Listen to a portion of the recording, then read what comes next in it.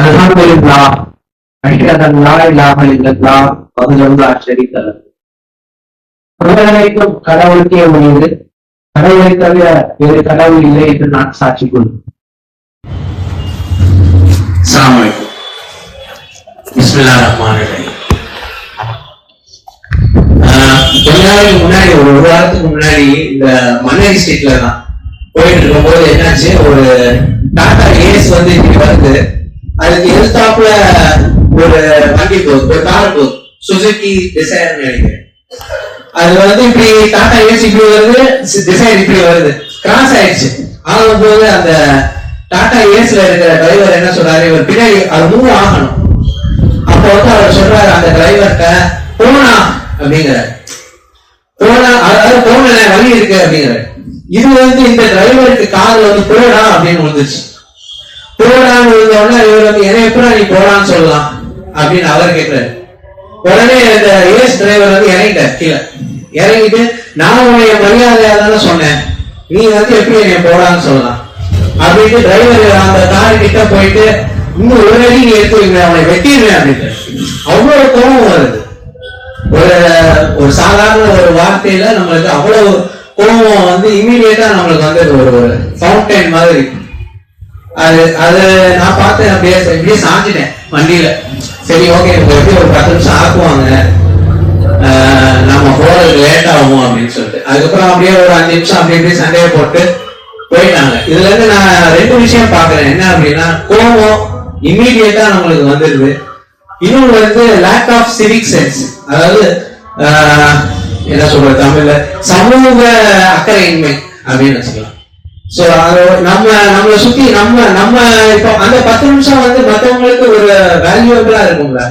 அவங்களுக்கு அவசர தேவைக்கு போக வேண்டியதா இருக்கும், அதை பிளாக் பண்றோம், அதை யோசிக்கவே மாட்டோம். இந்த இடத்துல நம்ம இதை செய்யணுமா, தேவையில்லாத ஒரு பிரச்சனை, அதுக்கு வந்து ஒரு சண்டை.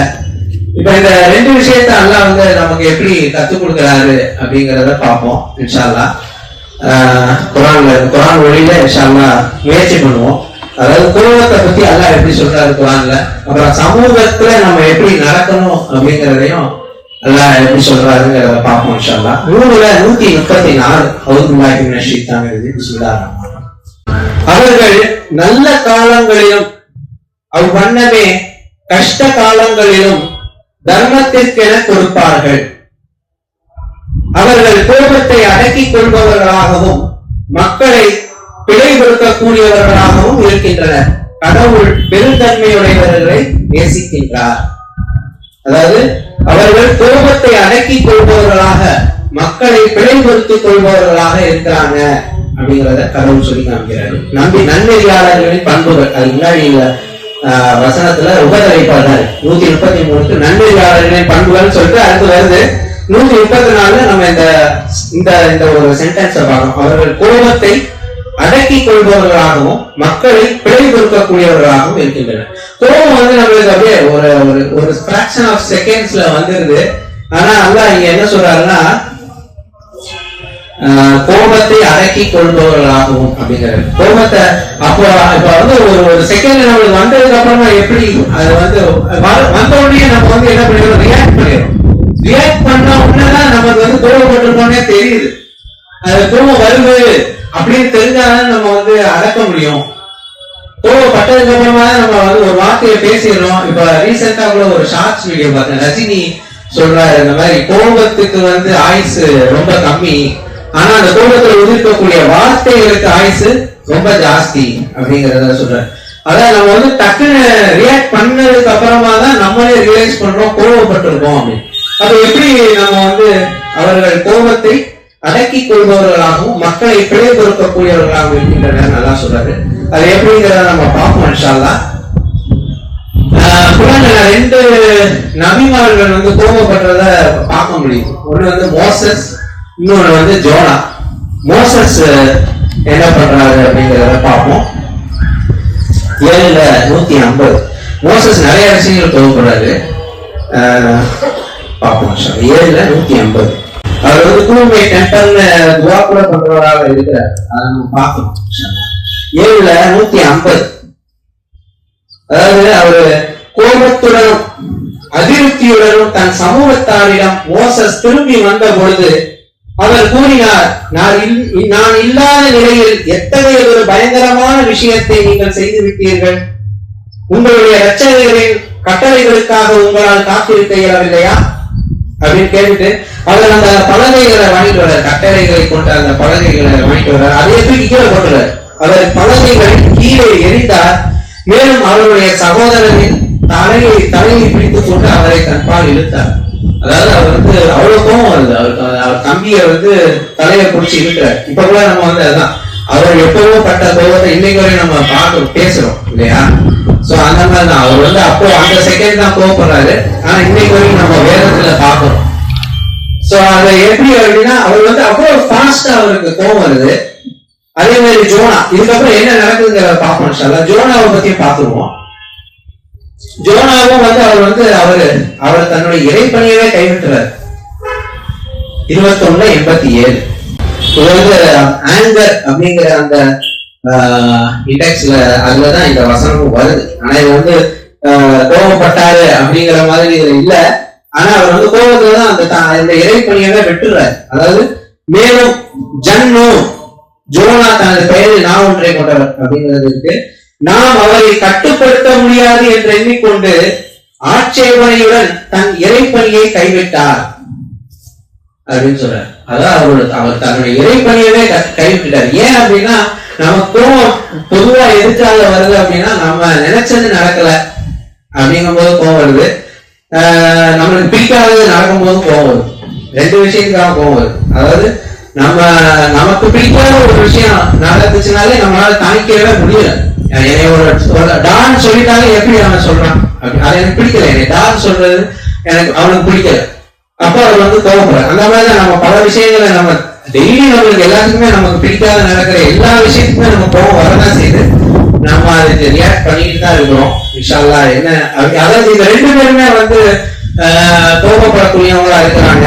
ஆனா ரெண்டு பேருமே அதுக்கு என்ன செய்யணும், கோபம் வந்ததுக்கு அப்புறமா என்ன பண்றாங்க, அவர் அந்த கோபம் மோசஸ் என்ன பண்றாரு, கோபம் அதாவது அதுக்கப்புறமா அவர் சொல்றாரு, அந்த ஆரோன் சொல்றாரு, என் தாயின் மகனே, இம்மக்கள் என்னுடைய பலகீனத்தை சாதகமாக எடுத்துக்கொண்டனர், மேலும் கிட்டத்தட்ட என்னை கொண்டு விட்டனர், என்னுடைய விரோதிகளை கழிப்படைய விடாதீர் அப்படின்னு சொல்றாரு. அந்த மாதிரி சொல்லிட்டு அவர் என்ன சொல்றாரு, வரம்பு மீறி கொண்டிருக்கிற மக்களுடன் என்னை எண்ணினார். நான் தப்பு பண்ணல. அவர் அவருடைய முயற்சியை பண்ணியிருக்கிறார். அவர் செய்யக்கூடாது, நாளை கன்ற வணங்கக்கூடாது அப்படிங்கறத எடுத்து சொல்லியிருக்கிறார். அவரான முயற்சி அவர் பண்ணியிருக்கிறார். ஆனா இவரு என்ன பண்ணிட்டாரு, நீ எப்படி விட்ட நான் இல்லாத நேரத்துல, அதுதான் அவருக்கு கோபம், நீ எப்படி அதை செய்ய விட்ட அப்படிங்கிறது.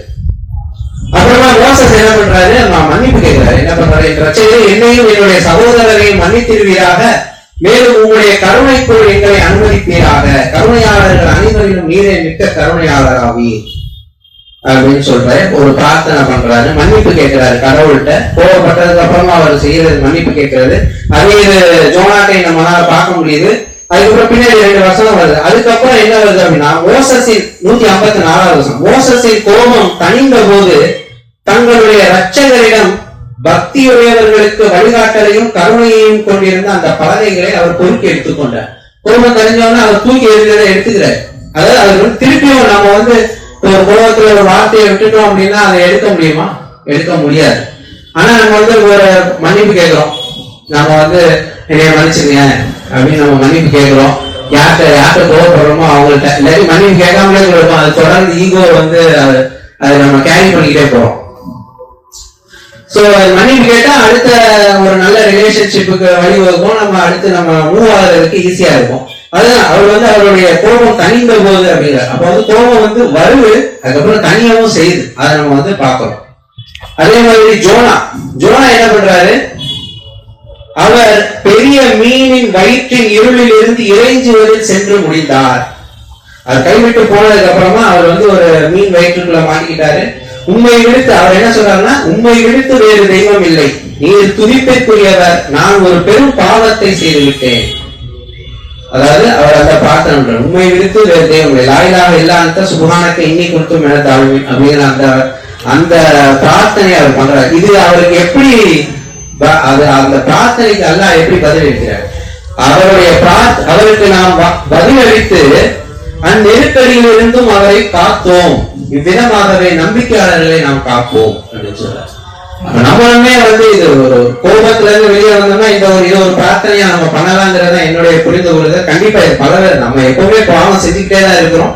இந்த பிரார்த்தனை அவர் என்ன சொல்றாருன்னா, அவர் இதை கேட்க வேணா இறுதி நாள் வரைக்கும் அந்த வயிற்றுக்குள்ளே இருந்திருப்பார். அப்ப அந்த அளவுக்கு பவர்ஃபுல்லான ஒரு பிரார்த்தனையா இருக்கு. கேட்டதுனாலதான் அவர் தொடர்ந்து இறைஞ்சார். இதை சும்மா ஒரு தடவை கேட்டுட்டு அப்படியே அவர் காப்பாற்றப்படல, இறைஞ்சார். இறைஞ்சுவதில் சென்று முடிந்தார் அப்படிங்கறத சொல்றாரு.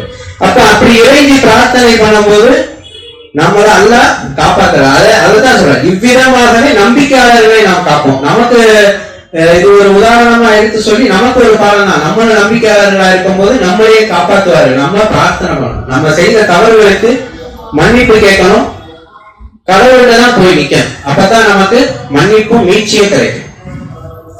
ஓகே, இன்ஷா அல்லாஹ். இப்ப இந்த ரெண்டு பேரு கோபப்பட்டிருக்காங்க. ரெண்டு பேருமே திரும்புறாங்க.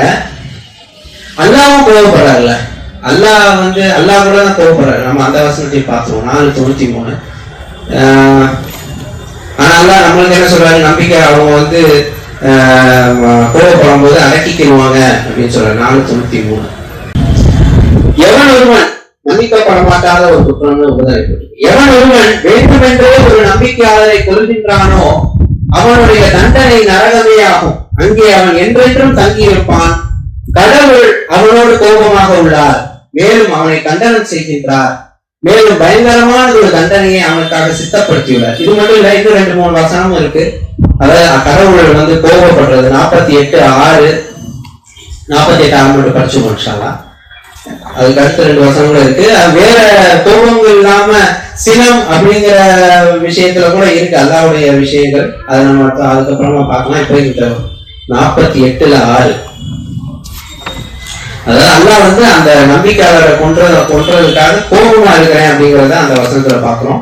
48:6. மேலும்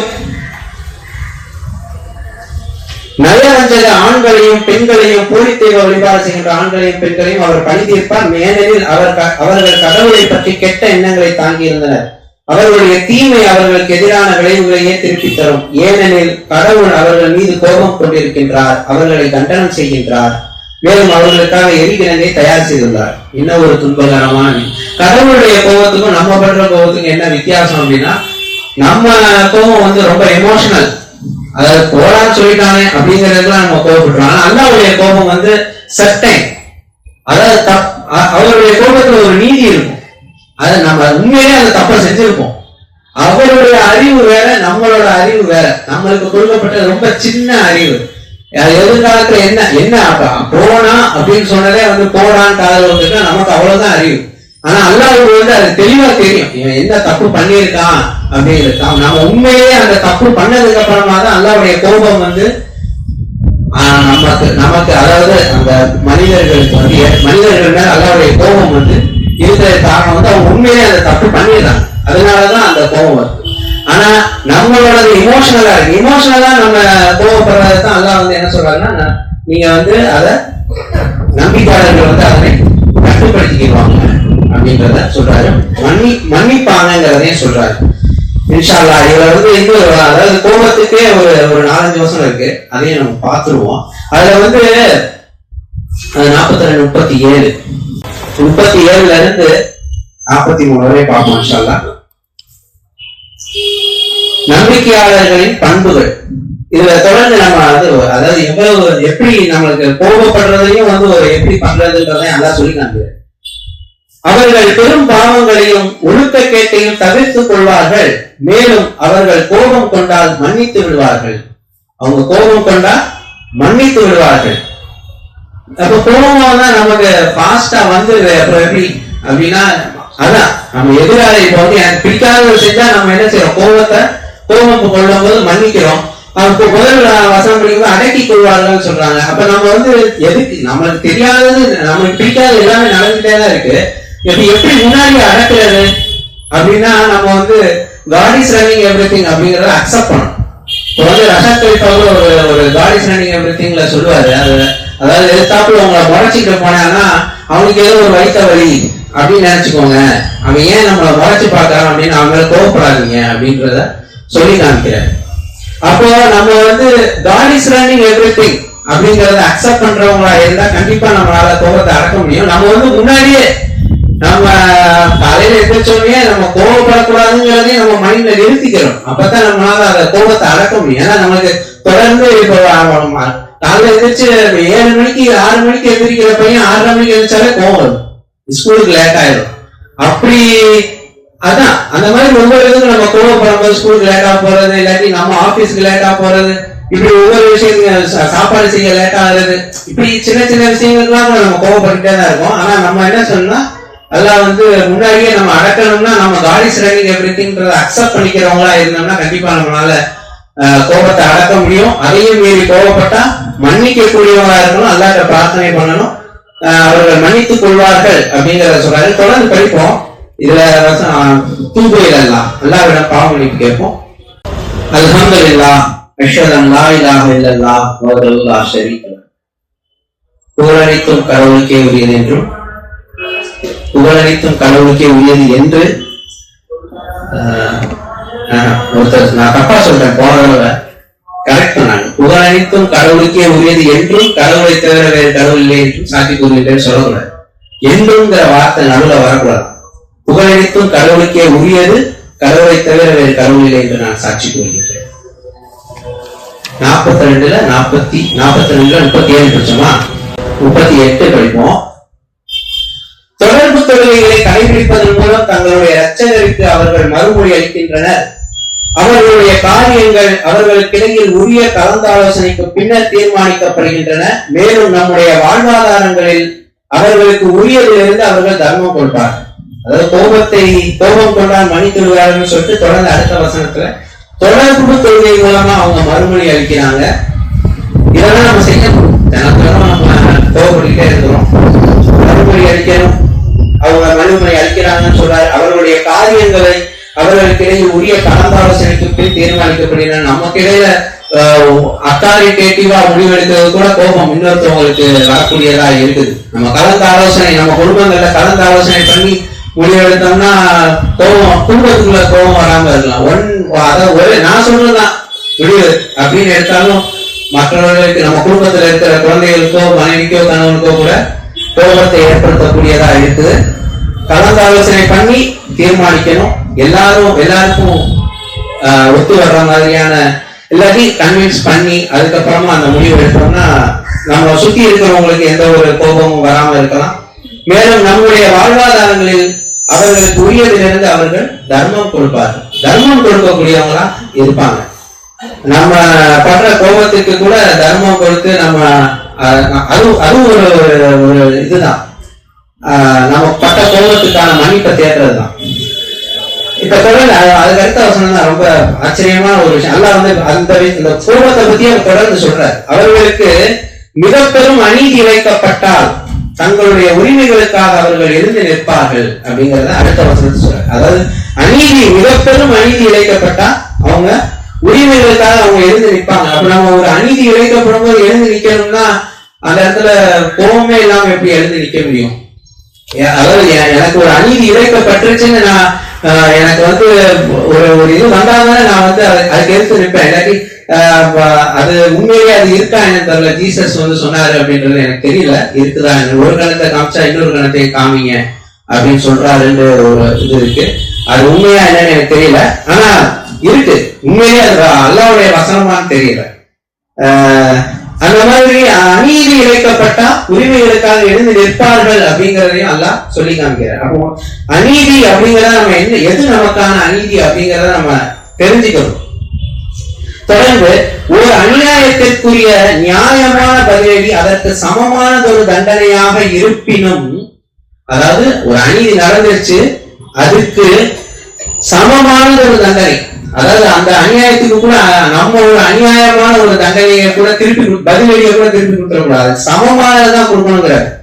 அதுவே சமமாக இருப்பினும் பிழை பொறுத்து விட்டு மேலும் நன்னெறியை பராமரிப்பவர்கள் கடவுளால் வெகுமதி அளிக்கப்படுகின்றனர் அப்படின்னு சொல்றாரு. அதுக்கு கூட வந்து பிழை கொடுத்து விட்டு நன்னெறியை பராமரிப்பவர்கள் கடவுளால் வெகுமதி அளிக்கப்படுகின்றனர். நமக்கு அதுதான் ரொம்ப முக்கியமானது இல்லையா? கடவுளால் வெகுமதி அளிக்கப்படுவது, அதுதான் நம்மளை வந்து சொர்க்கத்துக்கு கூட்டிட்டு போகக்கூடியதா இருக்கு. இல்லாட்டி நம்ம போன வாரம் குரான் கிளாஸ் கூட படிச்சோம். முடிஞ்ச அளவு எல்லாரும் குரான் கிளாஸ்க்கு வாங்க, இன்ஷா அல்லாஹ். தொடர்ந்து அது ஆன்லைன்லயாவது கலந்துக்கங்க. ரொம்ப அருமையா நடக்குது ஞாயிற்றுக்கிழமை. அதுல போன தடவை எனக்கு ரொம்ப ஹாப்பி. அதாவது நம்ம செய்யக்கூடிய நன்மைகள் எல்லாம் அல்லாஹ் வந்து வரவா வைக்கிறார் நமக்கு. நம்ம அதைத்தான் நான் போன வாரம் கத்துக்கிட்டேன். நம்ம செய்த தீங்குக்கு வந்து ஒரு தீங்குக்கு அந்த அளவுக்கு தான் அல்லாஹ் வந்து தீங்கான அந்த தண்டனைய எப்படி சொல்றது, பாவத்தை கவுண்ட் பண்றாரு. ஆனா நன்மையை செய்யும் போது அதிகமான எண்ணிக்கையில கவுண்ட் பண்றாருங்கிறத கத்துக்கிட்டோம். அப்ப முடிஞ்ச அளவு நம்ம வந்து தர்மம் செய்து அல்லாஹ் சொல்றத, அதாவது நன்னெறியை பிழை கொடுத்து விட்டு மேலும் நன்னெறியை பராமரிப்பவர்கள் கடவுளால் வெகுமதி அளிக்கும். இதெல்லாம் வந்து நமக்கு சான்ஸ் தானே நன்மைய இன்க்ரீஸ் பண்ணிக்கிறதுக்கு. கடைசியில எடை தானே போடப்படுறாரு, அப்படிதான் போடுறாங்க சொன்னாங்க. எடை தானே போடுறாரு, அப்ப நம்ம இன்க்ரீஸ் பண்ணிக்கிறதுக்கான வாய்ப்பா இதை நம்ம பார்த்துக்கலாம். அநியாயக்காரர்களை அவர் நேசிப்பதில்லை. கண்டிப்பா அநியாயம் பண்றவங்க, நமக்கு எதிராக அநியாயம் பண்ணியிருக்கிறவங்க எல்லாம் நேசிப்பதில்லை. அதுக்கான தண்டனை அவர்களுக்கு கண்டிப்பா இருக்கு. அதைத்தான் நம்ம நம்பணும். ஏன்னா கடவுள் நீதிமான்கிறத நம்ம தெரிஞ்சு வச்சுக்கிறோம். தொடர்ந்து நிச்சயமாக தங்களுக்கு அநியாயம் நேரிடும் பொழுது தங்களுடைய உரிமைகளுக்காக எழுந்து நிற்பவர்கள் எந்த தவறும் செய்துவிடவில்லை. அடுத்த வசனத்தில் சொல்ற, உண்மையிலே தங்களுக்கு அநியாயம் நேரிட்டு முன்னாடி வசனத்தை சொல்ற மன்னிச்சு விட்டுட்டா அல்லாஹ் வந்து வெகுமதி அளிக்கிறாருன்றத சொல்றாரு. அடுத்த வசனத்துல உண்மையிலே அநியாயம் நேரிடும் பொழுது உரிமைக்காக எழுந்து நிக்கிறவங்க எந்த தப்பும் செய்யலங்கிறதே சொல்ற. நமக்கு ஒரு கில்ட்டி ஃபீலிங் இருந்தாலும் சில பேர் வந்து கண்டிப்பா பதிலடி கொடுக்குறவங்களா இருப்பாங்க. அதனால அவங்க வந்து எந்த தப்பும் செய்யல அப்படிங்கிறத கடவுள் வந்து உறுதி அளிக்கிறாரு. மக்களை அநீதமாக நடத்துவதுடன் தூண்டுதலின்றி, அடுத்த வசனம், மக்களை அநீதமாக நடத்துவதுடன் தூண்டுதலின்றி வம்பு செய்வதை வழக்கமாக கொண்டிருப்பவர்கள் தான் அநியாயக்காரர்கள் ஆவார்கள்.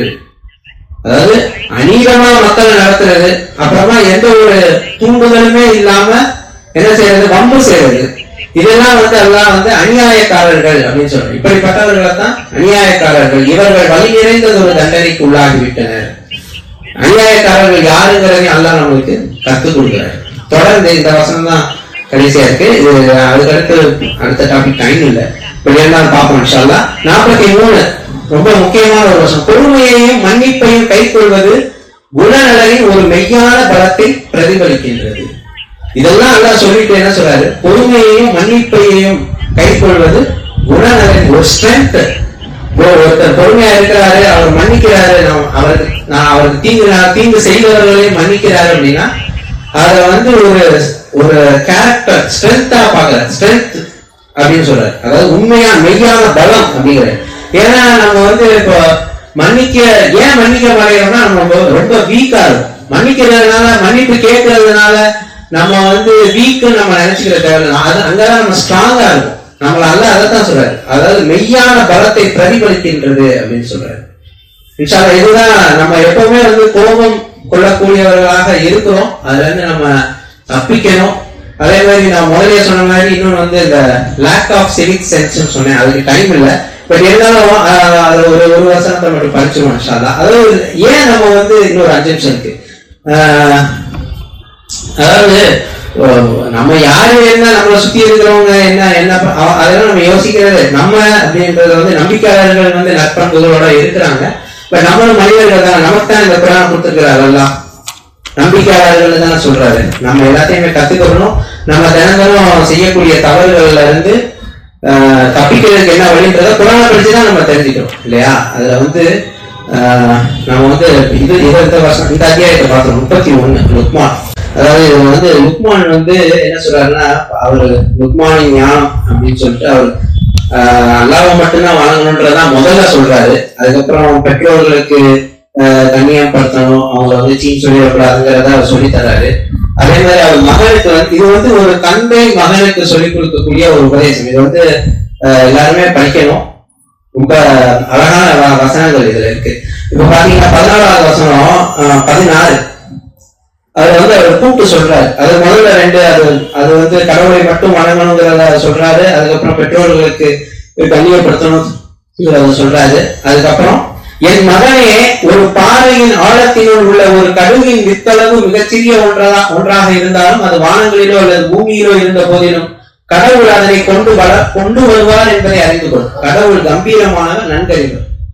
அதாவது எவ்வளவு சின்னதா இருந்தாலும் கடவுள் அதை வெளிக்கொண்டு வருவார்ங்கிறத அறிஞ்சு கொள் அப்படிங்கிறத சொல்லி தர்றாரு. தொடர்ந்து தொடர்பு கொள்கைகளை நீ கடைபிடிக்க வேண்டும். நன்மைகளை ஆதரிப்பதுடன் தீமைகளை நீ தடுக்கவும் வேண்டும்.